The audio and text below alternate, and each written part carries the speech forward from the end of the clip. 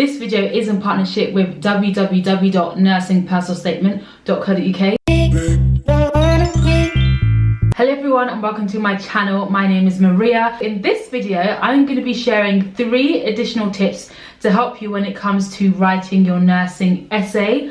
I know a lot of you have really been enjoying these videos. I've been looking at my usual analytics, and so far the videos center around, how to write your nursing essay, how to prepare a nursing assessment. The engagement for those types of videos, or for these types of videos, have been amazing. So I think I'm going to do 1 or 2 more videos around this topic, and then I may place more emphasis on doing videos around drug calculations. Just let me know in the comments box below. The first tip that I want to share with you guys when it comes to writing your nursing essay is to make sure you reference as you go along. Please guys, oh my gosh, reference as you go along. When you're doing like your research and your essential reading before you start to write your essay, if you see any quotes that you know is going to be really helpful when it comes to actually preparing your work, then make sure you reference that. As in, when I say reference it, I don't just mean leave the tab open for weeks at a time, because yes, I'm speaking from experience. I don't just mean just write the name of the book and then write who it was by and write the page number. No, write the reference in full. You see at the end of your essay or at the end of your assessment, when you've got a reference list, put it there and write it in full, and write it according to your university's referencing guide. But one thing that I wish I'd done during my nursing degree was I wish I made myself a list of common references, because I knew that when I was writing essays or preparing any assessments, there were a handful of references that I use quite regularly, and it was quite annoying always having to go back to kind of see exactly what the reference is. Like, for example, Carper's 4 Ways of Knowing, I think it was like Barbara Carper 1978 or something like that. The NMC Code 2015, the 5-year forward view. I knew that, chances are I was going to include at least one of those in my assessments. So having to go back every time I did an assessment to see, is it exactly Barbara Carper 1978? Is it exactly the NMC Code 2015? Was annoying. What I should have done was just create a Word document and then put common references and then just have it by my side. So if I ever had to reference it, I knew that, oh, actually I've referenced this before, this is a reference, copy and paste it and put it into my work. The next tip I want to share with you all today is make sure you have a structure.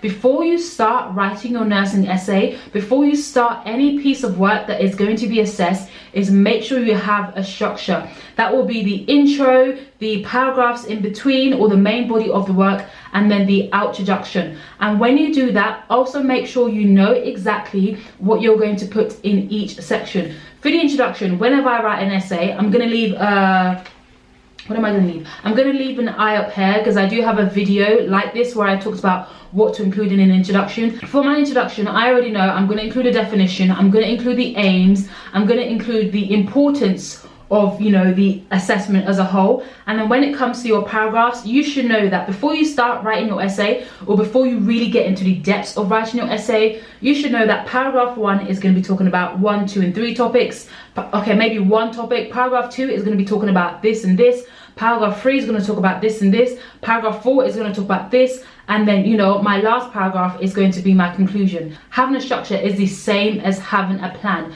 And there are 2 main benefits that come with, or 2 main benefits that I want to share with you now that come with, having a structure, that come with having a plan before you write your nursing essay, before you prepare any, assessed piece of work. And the first benefit is that it helps with resource utilization. When you know exactly what it is that you want to put in your work, and then when you're doing that revision on the side, or when you're doing reading on the side, you know for a fact that I'm going to include A, B and C in this work. Therefore, I don't need to spend 100% of my time looking at X, Y and Z if I know what it is that I'm going to get. Similarly, when you're going shopping, if you write a shopping list before you go, if you have a plan before you go into Asda, you go into Waitrose, you know exactly what it is that you're going to get. You're not walking up aisle 57, aisle 29, aisle 36, because you know most of your stuff is in the fruit and veg aisle. You know most of your stuff is in the pasta aisle. So you're not wasting time looking here, looking there. You're in and you're out. The same thing comes with when you have a plan. Resource utilization. You know exactly what you need to do, you know exactly how you're going to get there, and you just bam bam bam go and get it. The second advantage that I want to share of having a structure, of having a plan, is that it provides a fixed target. When you know exactly what you're going to do, the target is fixed. I feel like when you don't know what you're going to do, you're literally just kind of, I don't want to say aiming aimlessly, because you have the essay guidelines to guide you as well. But when you have your own plan on top of the essay guideline, you have a fixed target, you know exactly where it is that you need to aim for. You can approach the topic from so many different angles. It not only gives you like a broad view, because let's just say you can see the whole, guys, I've got my gown because I'm quite cold. Let me just kind of lift this up. Having a target not only gives you like a broad view, you've got the red right in the middle and you know exactly where it is that you need to go. The third and final tip that I want to share with all of you, please listen to what I am saying. The third and final tip that I want to share with you all is make sure you complete your formative assessments. Lord. Guys, please make sure you complete your formative assessments. So what is a formative assessment? I'm smiling so hard because this is probably like, this is just so real. I can relate so much to doing your formative assessments.